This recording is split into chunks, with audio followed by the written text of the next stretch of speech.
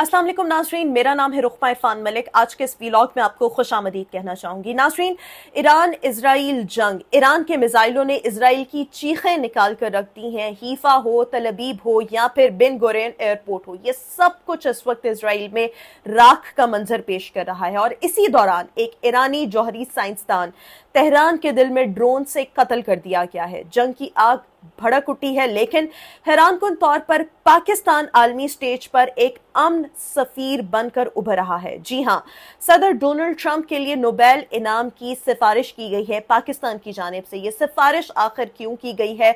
और ईरान ने अपना एक ट्रंप कार्ड भी शो कर दिया है। ईरान के पास आखिर ये ट्रंप कार्ड क्या है जिससे इजराइल को दबाव में ला सकता है? ये सब चीजें आज के इस व्लॉग में आपके गोश गुजार करना चाहूंगी। सबसे पहले तो आज जंग का 9वां दिन है और हमलों की 18वीं वेव इस वक्त चल रही है। ईरान ने आज सुबह एक बार फिर इजराइल पर हमलों की बारिश कर दी है और हदफ क्या था? इजराइल की स्पाइनल कॉर्ड, जो रीढ़ की हड्डी है, उसको निशाना बनाना था। और इजराइल की इस वक्त रीढ़ की हड्डी, स्पाइनल कॉर्ड क्या क्या चीजें हैं? फौजी मराकज को निशाना बनाया गया, कमांड एंड कंट्रोल बेस को निशाना बनाया गया, जितनी भी उनके इंडस्ट्रियल साइट्स थी उनको निशाना बनाया गया और खुद बिन गुरैन इंटरनेशनल एयरपोर्ट, इसको भी टारगेट किया गया है। हीफा बंदरगाह हो, तलबीब हो और जनूबी इसराइल में जोरदार धमाके सुने गए हैं। सायरन इस दौरान गूंजते रहे और इजरायली दिफाई सिस्टम मुकम्मल तौर पर नाकारा नजर आया। किसी किस्म का कोई रिस्पॉन्ड नहीं कर सका। पास्ताना ने इनकलाब ने ऐलान किया है कि ये हमले जो है इसमें तकरीबन 136 लोग जो हैं वो शहीद हुए हैं। पास्ताना ने इनकलाब ने ऐलान किया है कि ये हमले इसमें तकरीबन 136 के करीब ड्रोन्स और इंतहाई वजनी मिसाइल जो हैं वो फायर किए गए हैं, दागे गए हैं, जिन्हें रोकना इजराइल के लिए किसी भी सूरत मुमकिन नहीं था।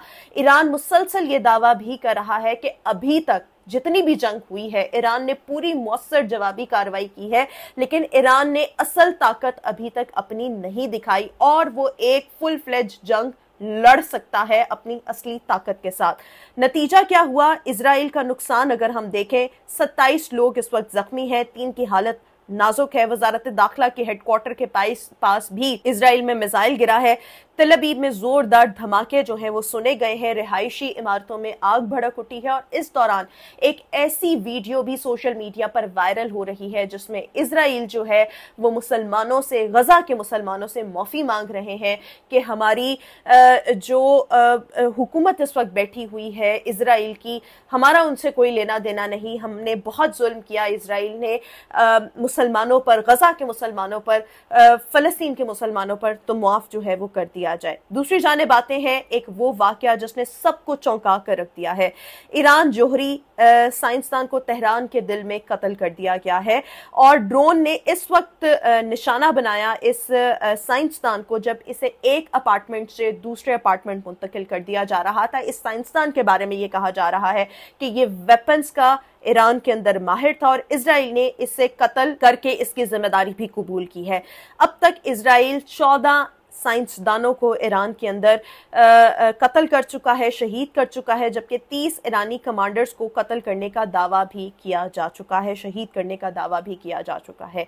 इजराइल ने भी जवाबी वार किया है। हदफ था ईरान का शहर इस्फहान और यहां पर एक न्यूक्लियर साइट मौजूद है, मगर ईरानी हुकाम ने फौरी ऐलान किया कि कोई खतरनाक मवाद जो है वो नहीं लीक हुआ और सब जो है वो महफूज है। इसके साथ साथ IRGC ने बताया है कि इस वक्त जो जितना भी जौहरी मवाद है वो पहले से ही इजराइल के हमलों के पेश नजर जितना भी मवाद था वो तमाम का तमाम जो है वो महफूज मकाम पर मुंतकिल कर दिया गया है ताकि किसी भी जो मुमकिना तबाही है उससे बचा जा सके। जितने भी इस वक्त इंटरनेशनल एनालिस्ट हैं वो ये कह रहे हैं कि ईरान जौहरी असासों की हिफाजत को एक सफारती हथियार के तौर पर इस्तेमाल कर रहा है। एक तरह से मुज़ाकरात बढ़ाने का ये अंदाज भी हो सकता है।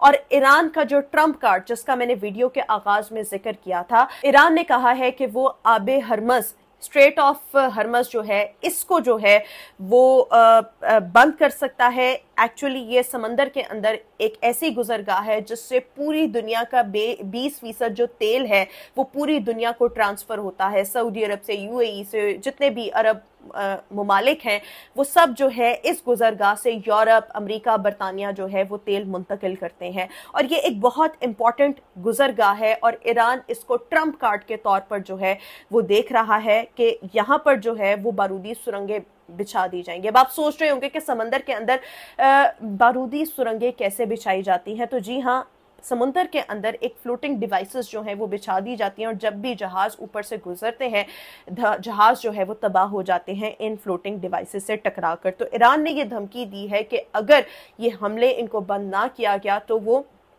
इस पॉइंट को जो है वो टारगेट कर सकता है और यहाँ से जितने भी जहाज हैं उनकी आमदोरफ्त जो है वो मुतासर हो सकती है। यहाँ से गुजरने वाले बहरी बेरों जहाज़ों को जो है वो निशाना बनाया जा सकता है। तो एक ये सिचुएशन है। दूसरी तरफ अगर देखा जाए, एक तरफ तो ये जंग की आग जो है वो भड़क रही है, उधर पाकिस्तान ने एक बड़ा सफारती कदम उठा लिया है। हुकूमत पाकिस्तान ने सदर डोनाल्ड ट्रंप को नोबेल इनाम 2026 के लिए नामजद करने का फैसला किया है। अब इसकी रीजन आप सब समझ रहे होंगे ये क्या है। तो ट्रंप ने जो हालिया पाक भारत कशीदगी थी इसमें सीज फायर करवाया, जंग को रोका, कश्मीर पर सालिसी की पेशकश की, गो कि अब भारत ये कह रहा है कि हमने ट्रंप से ऐसी कोई भी गुजारिश नहीं की थी और सबसे बढ़कर जनूबी एशिया में अमन का परचम जो है वो लहराया है। और ट्रंप का ये कहना है कि I love Pakistan, I love Pakistanis, they are very good people. So ये ट्रंप के जो है सदर डोनाल्ड ट्रंप के ये तारीखी अल्फाज हैं।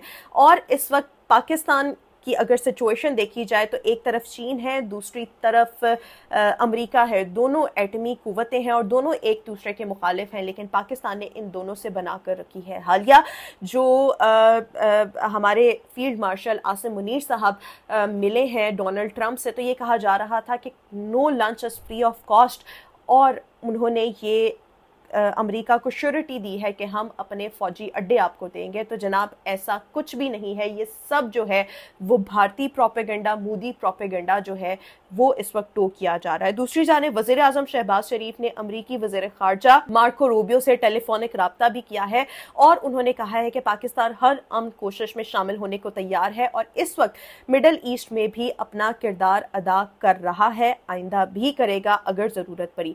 वज़ीर आज़म ने यह भी कहा है कि खत्ते में देरपा अमन सिर्फ बामानी मुज़ाकरात से मुमकिन है, टेबल टॉक से मुमकिन है, चाहे वो मसला कश्मीर हो, ईरान की सिचुएशन हो, मिडल ईस्ट हो।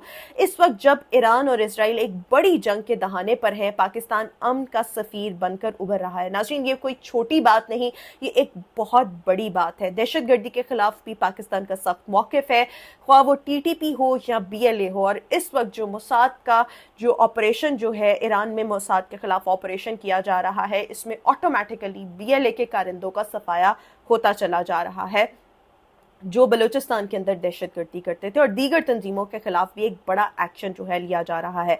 मार्को रूबियो ने पाकिस्तान की कोशिशों को सराहा, ताउन बढ़ाने की यकीन दहानी कराई है। एक तरफ दुनिया जंग की आग में जल रही है, दूसरी तरफ पाकिस्तान एक नए आलमी किरदार में सामने आ रहा है। अब क्या ईरान इजराइल जंग रुकेगी? क्या ट्रंप वाकई नोबेल इनाम जीतेंगे? और क्या पाकिस्तान अमन का नया मरकज बनेगा? कमेंट सेक्शन में अपनी राय से जरूर आगाह कीजिएगा।